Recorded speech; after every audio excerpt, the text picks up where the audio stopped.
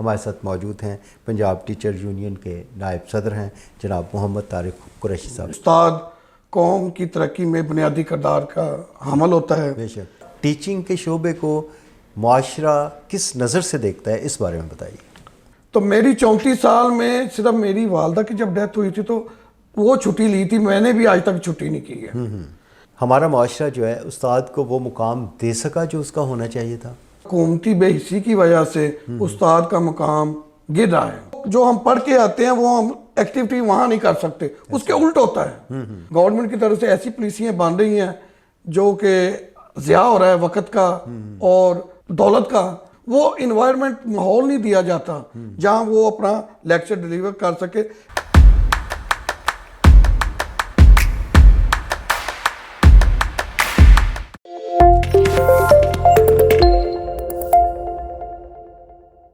اعوذ باللہ من الشیطان الرجیم، بسم اللہ الرحمن الرحیم۔ شروع اللہ کے پاک نام سے جو رحمان اور رحیم ہے۔ ناظرین، آپ کا میزبان بشارت حسین بڑے خوبصورت پروگرام آج کے منفرد مہمان میں آپ کے ساتھ۔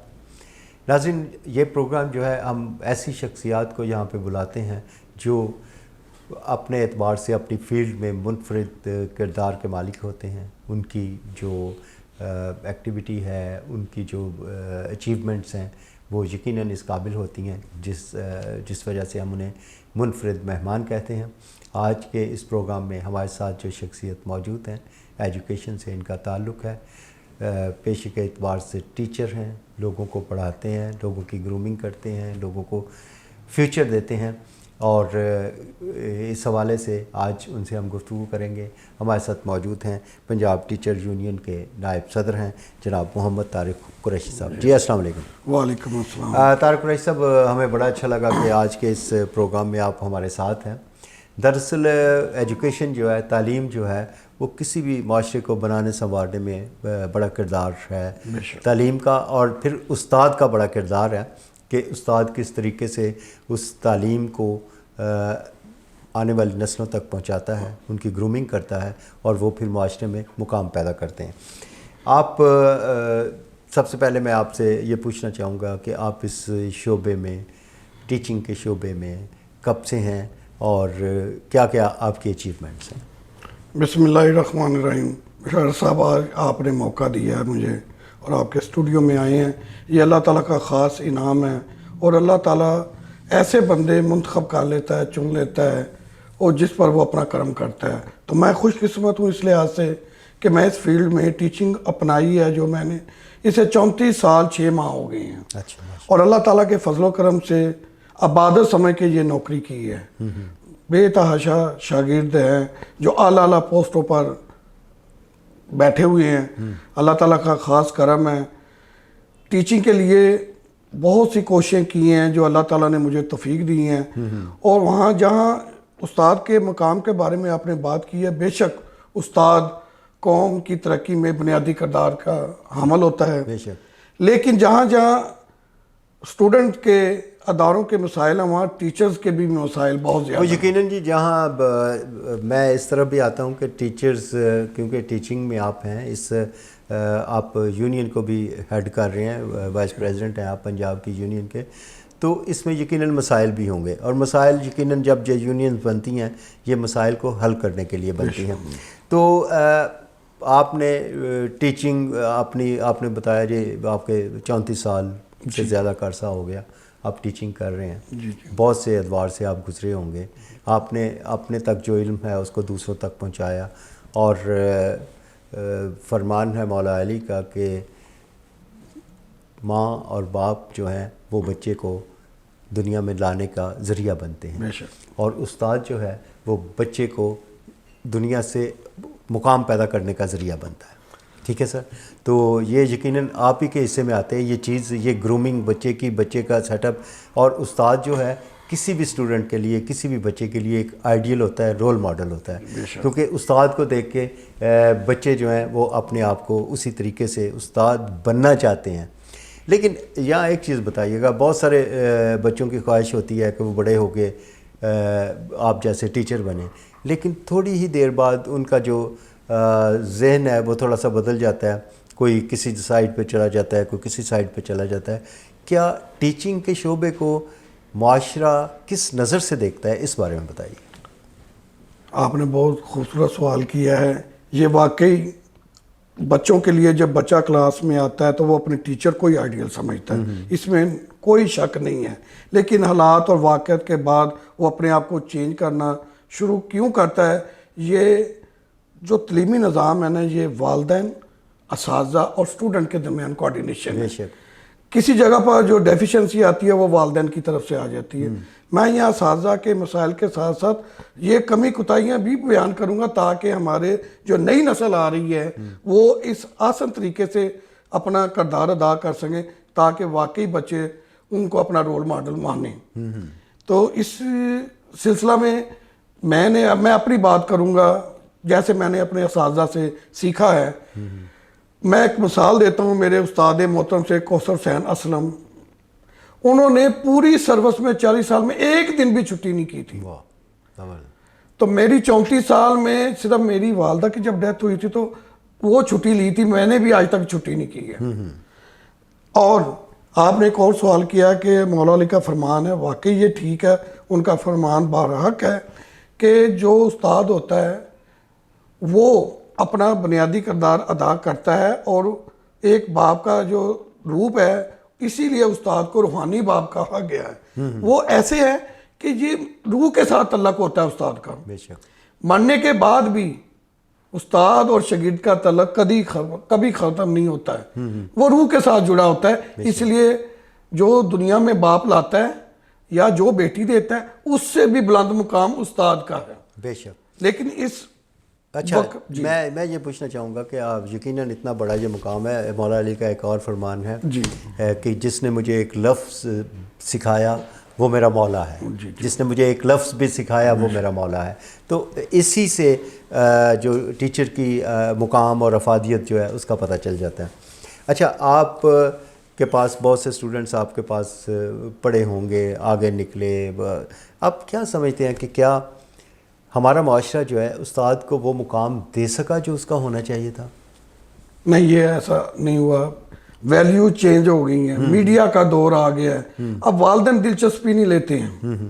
عدم دلچسپی کی وجہ سے اور حکومتی بے حسی کی وجہ سے استاد کا مقام گر رہا ہے، بجائے پروان چڑھنے کے اعلیٰ ہوتا، کیونکہ جب اب استاد جس کو کوئی جاب نہیں ملتی وہ ٹیچر بھرتی ہو جاتا ہے، لیکن انہوں نے ایم فل کیا ہوتا ہے، پی ایچ ڈی کی ہوتی ہے، وہ جب بھرتی ہوتے ہیں تو وہ بچوں کے ساتھ وہ انصاف نہیں کر سکتے، وہ ماحول کو اڈاپٹ نہیں کر سکتے۔ انہیں پرائمری ٹیچر بھرتی کیا ہوتا ہے، وہ پی ایچ ڈی کر کے آتے ہیں اور انہیں نرسری کلاس دی جاتی ہے، وہ مینٹیلٹی جو ان کی ہوتی ہے، مینٹل لیول ہوتا ہے، ڈیلیوری اپنی کر سکتے ہیں۔ اچھا، میں طارق قریشی صاحب ایک چیز اور پوچھنا چاہوں گا کہ ٹیچر ہے، گورنمنٹ سکولز کے ٹیچر ہوتے ہیں، ان کی ترقی ہوتی ہے، کوئی 16ویں گریڈ میں 17 18 19 مطلب ہیڈ ماسٹر بھی ہوتے ہیں۔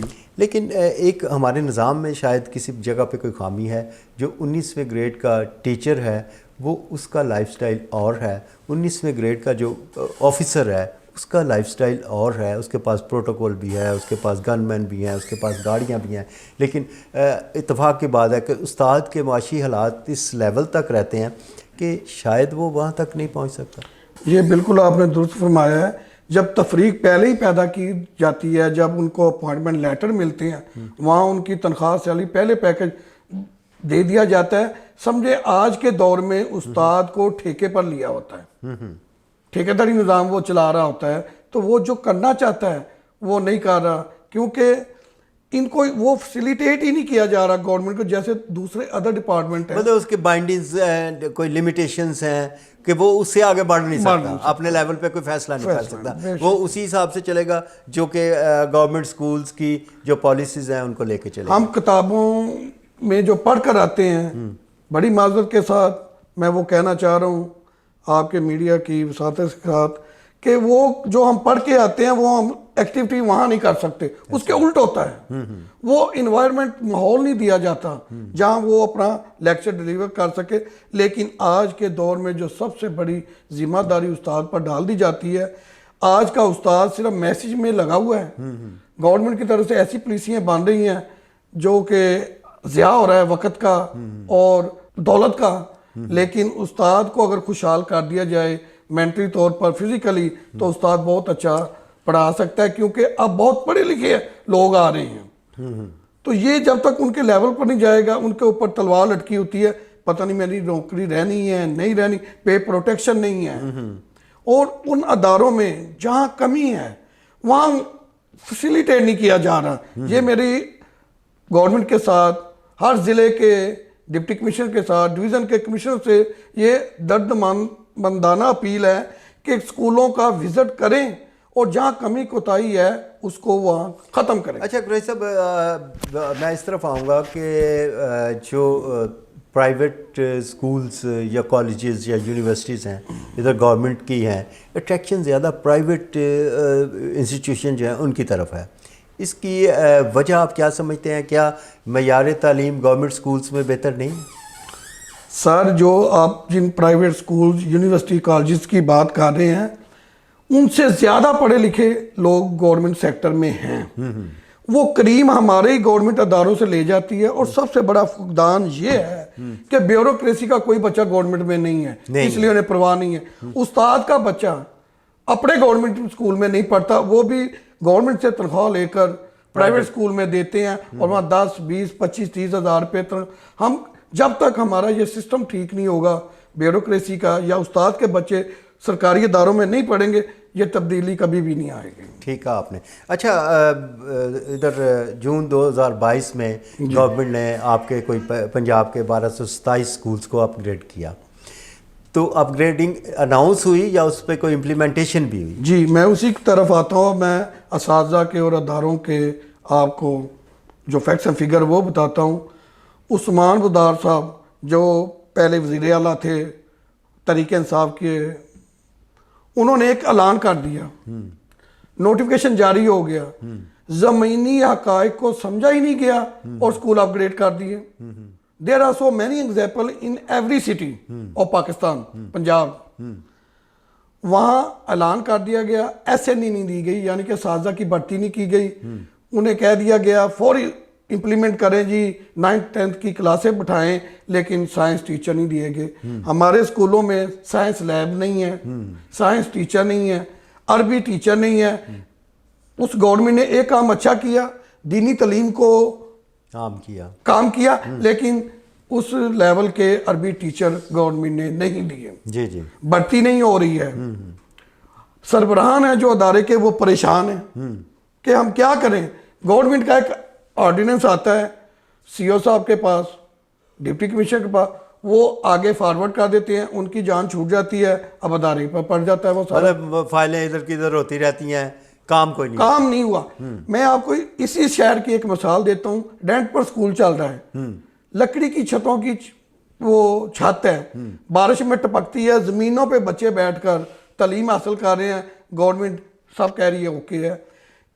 पूरे माह की कारकर्दगी इतने ऊपर चेक कर बैलेंस लगाए गए हैं, जैसे ME है, फौजी टीम आती है, महीने में एक दफ़ा चेक करती है, और 1 मिनट में जो 10 मिनट वो वहाँ बैठ कर ऑब्जर्व करती है, वो कारकर्दगी नोट करके ले जाती है। उस बंदे की, उस सरबराह की या उस टीचर की पूरे माह की कारदगी वो 0 हो जाती है, रिपोर्ट नेगेटिव चली जाती है। तो गवर्नमेंट वो फैसिलिटेट नहीं कर रही, तो ना ही उनकी, फिर इनको क्या फ़ायदा है चेक करने का। AEO साहबान बैठे हैं, वो चेक नहीं करते, वो भी एक ओके की रिपोर्ट देते हैं।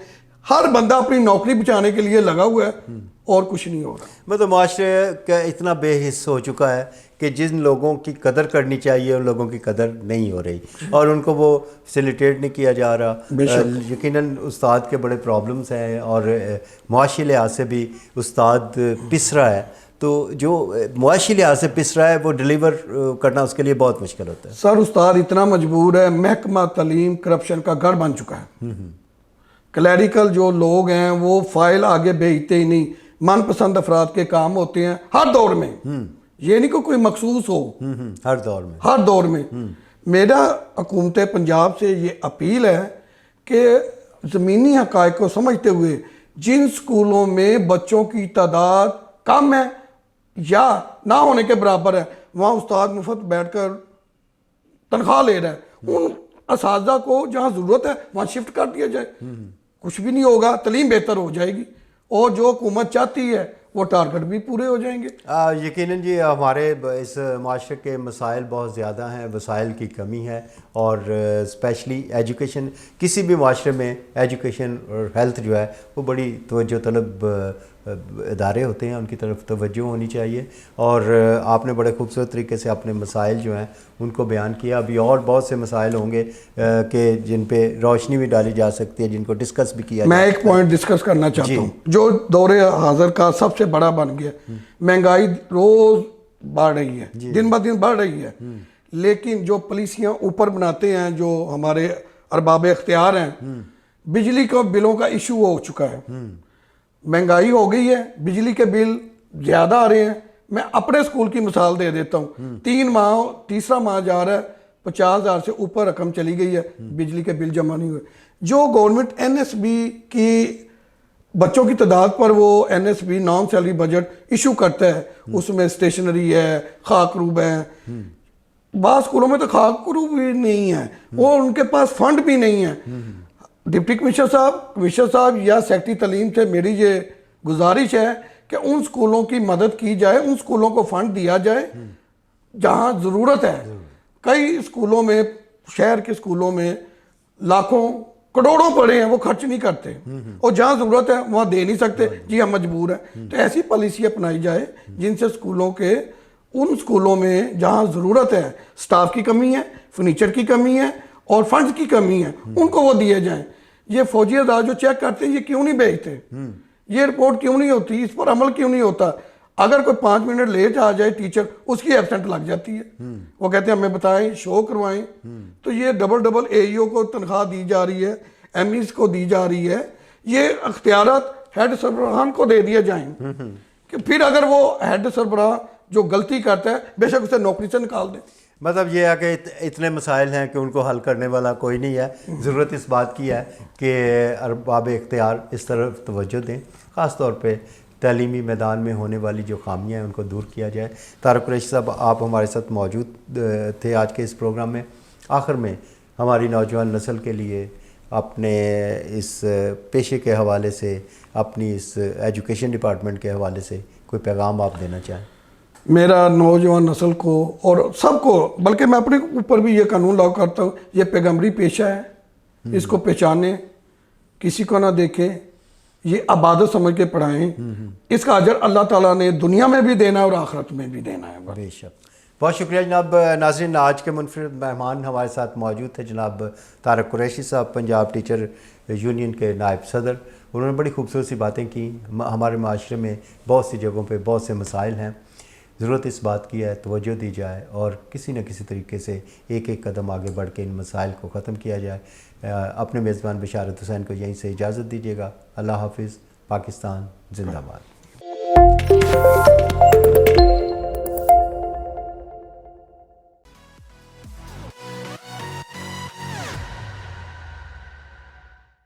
الشفا فیوچر ہاسپٹل گجرانوالہ کی ٹیکنالوجی کی دنیا میں حیرت انگیز پیش رفت.